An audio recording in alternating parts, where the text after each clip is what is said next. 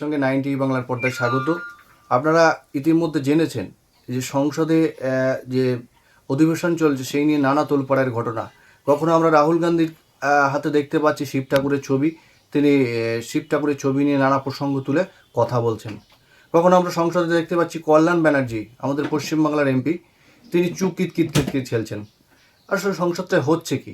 আমরা আবার গতকালকে দেখলাম যে বাঁকুড়ার বিষ্ণুপুরের সাংসদ সৌমিত্র খা, তিনি বলছেন পশ্চিমবাংলায় মুসলিম রাষ্ট্র মানতে চলেছে, সেখানে হিন্দুরা নাকি সুরক্ষিত নয়। এইসব ধর্মের কথা কেন আজকে রাজনীতিতে চলে আসছে? কেন সংসদের ভেতরে আলোচনা হচ্ছে? ধর্মের কথা কেন উঠছে বারবার সংসদে? তাহলে মানুষের জীবন জীবিকার কথা, মানুষের রুটি রুজির কথা, শিক্ষা, স্বাস্থ্য, উন্নয়নের কথা, সেসব প্রসঙ্গ ছেড়ে ধর্ম নিয়ে কেন আজকে সংসদে রাজনীতি হবে? এইসব কথা কিন্তু আমাদের সত্যি ভাবতে অবাক লাগছে যে আমাদের এমপিরা, তারা আজকে আমরা যারা ভোট দিয়ে তাদেরকে নির্বাচিত করে জনপ্রতিনিধি করে তাদেরকে সংসদে পাঠাচ্ছি, আমাদের সংসদীয় এলাকার আমাদের লোকসভা কেন্দ্রের নানা এলাকায় উন্নয়নের বার্তা যাতে মানুষের কাছে পৌঁছে, উন্নয়ন যাতে ঠিকঠাকভাবে হয়, তার জন্য জনপ্রতিনিধিদেরকে আমরা সংসদে পাঠাচ্ছি। আর সংসদে গিয়ে দেখছি কি যে তারা ধর্ম নিয়ে কথা বলছেন, তারা ধর্মের সুরসুরি দিয়ে রাজনীতি করছেন। কেন এমনটা হবে? কি এমন সমস্যা তৈরি হচ্ছে? বিজেপি কেন এমন করছে যে ধর্ম নিয়ে বারে বারে রাজনীতি করছে? শুধু বিজেপি নয়, আমরা কংগ্রেসকে ইদানিং দেখছি, রাহুল গান্ধী তিনিও নানা মন্দিরে যাচ্ছেন, অবশ্যই যেতে পারেন, সে তার ধর্মীয় বিশ্বাস অনুযায়ী, রীতি অনুযায়ী যেতেই পারেন, কিন্তু দেখা যাচ্ছে রাজনীতির সঙ্গে ধর্মটাকে যেন একটা গুলিয়ে দেওয়ার চেষ্টা করছে বিজেপি, আর তাতেও পা দিচ্ছে কংগ্রেস। কেন এমনটা হবে? সংসদের ভিতরে কেন মানুষের দ্রব্যমূল্য বৃদ্ধি হচ্ছে সেসব কথা আলোচনা হবে না? পেট্রোল ডিজেলের দাম বাড়ছে, গ্যাসের দাম বাড়ছে, মানুষের রুটি রুজির প্রসঙ্গ কেন সেখানে আলোচনা হবে না? সেই সব প্রসঙ্গ ছেড়ে এখন আলোচনার বিষয় হয়ে দাঁড়াচ্ছে ধর্মকেন্দ্রিক। কোথায় পশ্চিমবাংলায় হিন্দুরা সুরক্ষিত নয়? এটা সৌমিত্র খাঁর মুখে কেন এসব কথা বলবে? কেন তিনি বাঁকুড়ার বিষ্ণুপুরের জলের সমস্যার কথা বলবেন না? বিষ্ণুপুরের উন্নয়নের কথা কেন বলবেন না? আমরা কি সেই জঙ্গলমহলের কথা ভুলে গেছি? জঙ্গলমহল মানুষের উন্নয়নের কথা কেন তিনি সেখানে তুলে ধরবেন না?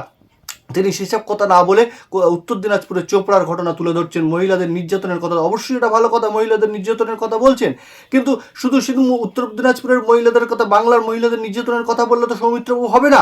আপনাকে তো মণিপুরের ঘটনার কথা বলতে হবে, হাতরাসের ঘটনার কথা বলতে হবে, সেসব কথা, উন্নয়নের ঘটনার কথা বলতে হবে। সেসব কথা কেন বলছেন না? প্রধানমন্ত্রী নরেন্দ্র মোদী কেন মণিপুর নিয়ে সামান্য একটা কিছু দু চার কথা বলে চলে যাচ্ছেন? কেন সেখানকার পরিস্থিতি সম্পর্কে তিনি মুখ খুলছেন না?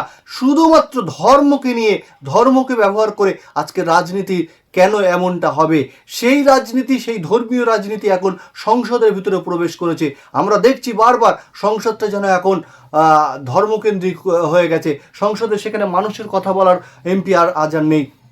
সংসদে আজকে জীবন জীবিকার কথা, রুটি রুজির কথা, মানুষের কি করে ইনকাম হবে, মানুষের আয় উন্নতি হবে, সেসব কথা বলছে না, শুধু ধর্মের কথা সেখানে আলোচনা হচ্ছে। আমরা পশ্চিমবাংলার নানা যে বিজেপি এমপিগুলো আছে, হয়তো দেখেছি যে শান্তনু ঠাকুর, তিনি কেন্দ্রীয় জাহাজ প্রতিমন্ত্রী। হয়তো সৌমিত্র খাঁর একটু রাগ হচ্ছে যে আমি এর আগের বারেও সাংসদ ছিলাম, আবার সাংসদ হলাম, আমি একটা মন্ত্রিত্ব পেলাম না। আর শান্তনু ঠাকুর বনগাঁর সাংসদ, তিনি দুবার মন্ত্রিত্ব পেয়ে গেল, এটা কি করে? আসলে তিনি চাইছেন হয়তো যে এরকমভাবে যদি একটু বলে নরেন্দ্র মোদীর সামনে আসা যায়, যদি একটু বিজেপির ঊর্ধ্বতন নেতা বা কেন্দ্রীয় নেতাদের যদি একটু পরিচিত পাওয়া যায়, আর যদি পরবর্তীতে একটা কেন্দ্রীয় মন্ত্রিত্বের ঝুলি শিখিয়ে যদি পরে একটু যদি কেন্দ্রীয় মন্ত্রিত্ব পাওয়া যায়, হয়তো সৌমিত্র খাঁরা এইটাকে ভেবে করছেন। আমরা কিছুদিন আগে দেখছিলাম যে আমরা হয়তো ভাবছিলাম যে তিনি তৃণমূলে জয়েন করবেন।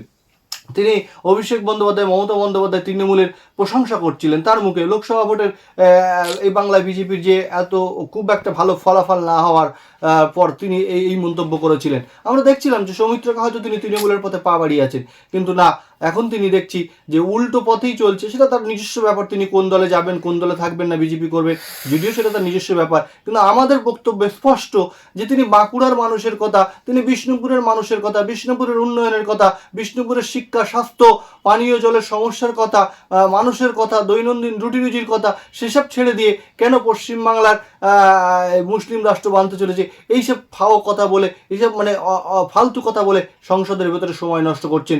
কেন সংসদের ভিতরে ধর্মীয় বিষয় নিয়ে আলোচনা হচ্ছে?